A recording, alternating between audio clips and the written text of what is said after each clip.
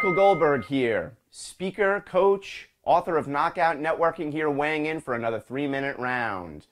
Today's focus is everyone is not a prospect, because if everybody was, you'd have to sell to them. I just got off the phone yesterday with my newest client. This was a woman I've never met face-to-face, nose-to-nose, belly-to-belly, but have spoken to many times on the phone.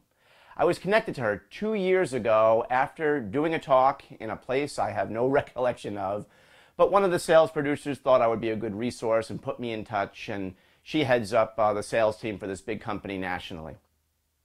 So I spoke to her 2 years ago, had a great conversation, and we determined that the timing was not right. There was no budget, there was just no priority, there was no this, there was no that. I simply asked her if it made sense to stay in touch because I thought we had a great connection. And she said, absolutely, feel free to call anytime that you want.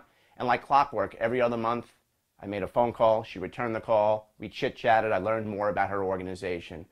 Well, just yesterday, we spoke, we had a scheduled call, and the time is now.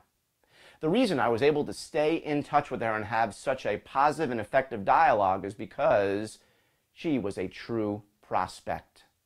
We use the phrase, or the term, prospect, I think very, very loosely, is anybody that you want to be your client. But that's not what a prospect is at all.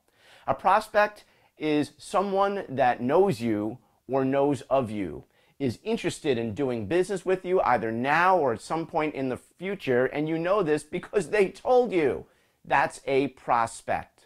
So they have to know you or know of you, and there has to be some inkling or interest that they want to hire you to do, well, what you do, right? So in order to stay in touch with a prospect, you need to, in fact, qualify that they are a prospect.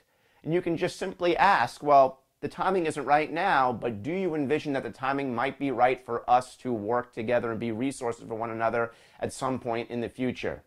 And you can just move forward based upon what they're saying, the type of connection that you have, and their openness to stay in touch with you.